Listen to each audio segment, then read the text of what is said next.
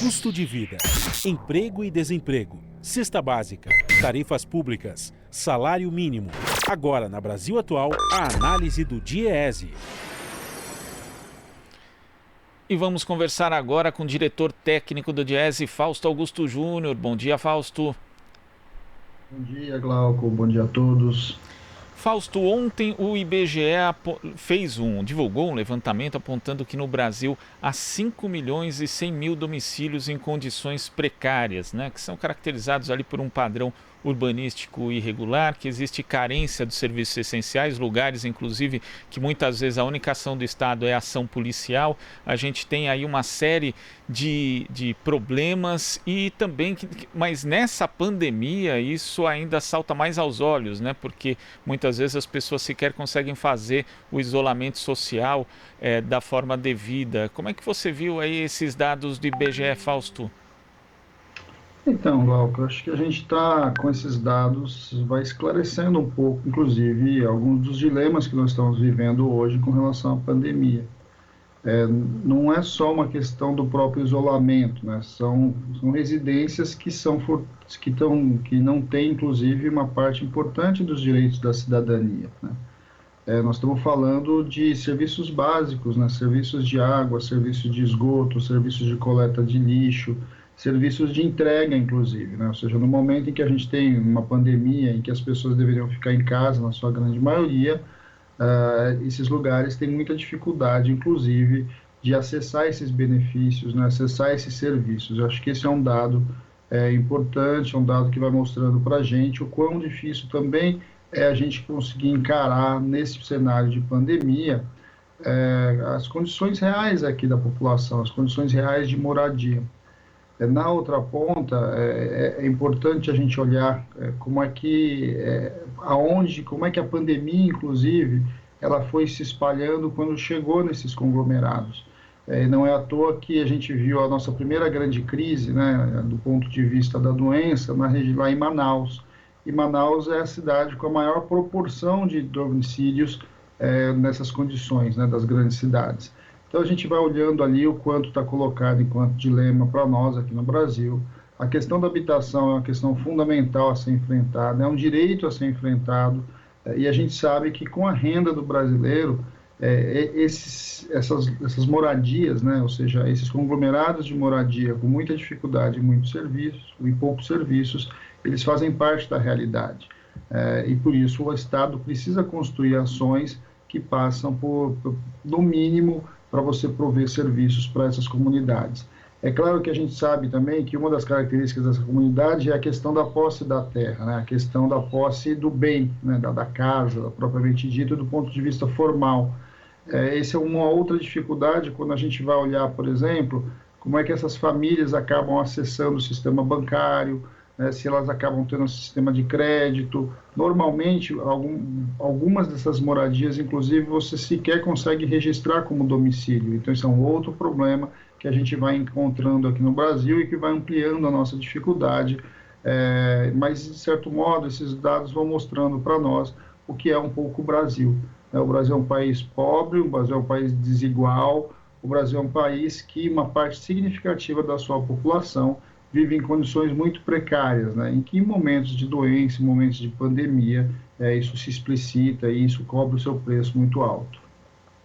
E outro dado também divulgado ontem, né, Fausto, falando ainda das dificuldades que as pessoas têm para enfrentar a pandemia, além das condições precárias de moradia, onde, como você ressaltou, elas não têm acesso a serviços básicos que são necessários justamente para a higienização, como fornecimento de água, mas a gente teve ontem a divulgação pela consultoria de dados, a pedido do jornal Valor Econômico, de um estudo mostrando que o total de domicílios sem renda do trabalho cresceu em 1 milhão de unidades no Brasil, 6,5% a mais nesse primeiro trimestre, isso sem ainda ter os impactos econômicos decorrentes aí da crise do coronavírus.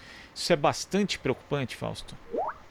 Não há dúvida, esse é um dado importante para a gente tentar entender e organizar um pouco o nosso debate para frente aí com relação à defesa da permanência do abono, né? O abono emergencial ali dos R$ 600, ele cumpre para essas famílias um papel fundamental.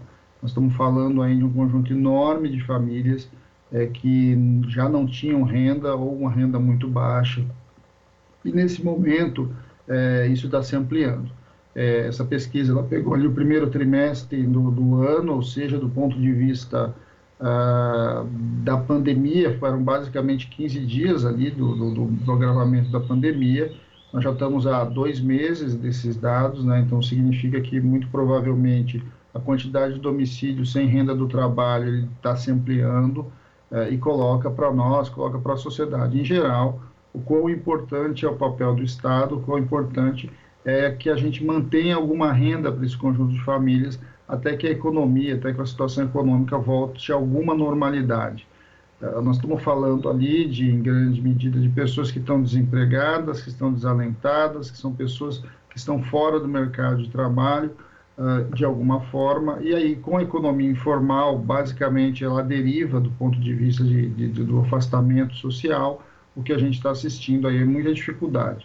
É fundamental que a gente comece agora, acho que nós estamos com tempo para isso, pelo menos, nós estamos aí as famílias estão recebendo a sua segunda parcela, mês que vem já recebe a última parcela, e a pergunta que a gente deixa é o que será desses brasileiros a partir, então, de julho, né? Ou seja, julho nós vamos estar chegando ali no auge do inverno.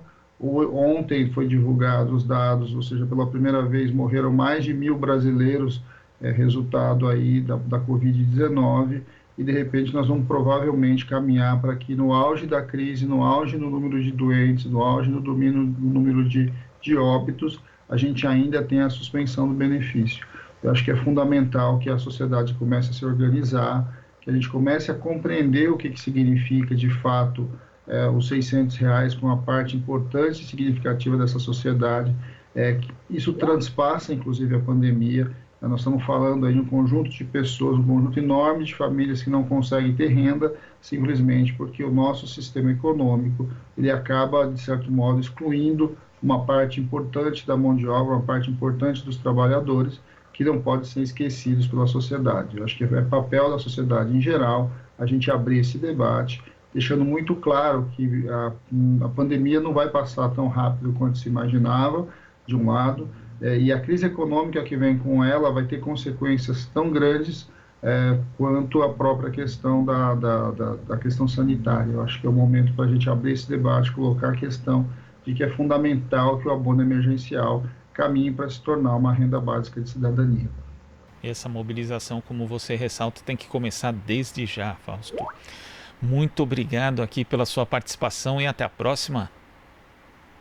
Até a próxima, Glauco. Bom dia a todos. Bom dia. Conversamos aqui com o diretor técnico do Diese, Fausto Augusto Júnior. Aqui você ouve as notícias que os outros não dão. Jornal Brasil Atual.